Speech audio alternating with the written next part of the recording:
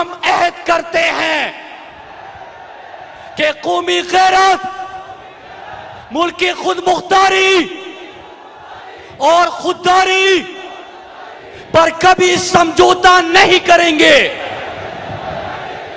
اور اس کے خلاف ہر بیرونی اور اندرونی سازشوں کا عمران خان کے ساتھ مل کر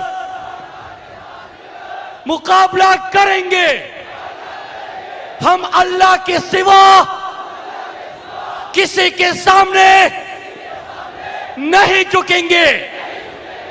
اپنی قومی غیرت اور خودداری کے خلاف ہر سازشوں کا ہر محاذ پہ مقابلہ کریں گے۔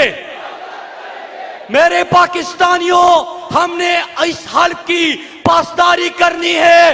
پاکستان، عمران خان، پاکستان کا مطلب کیا؟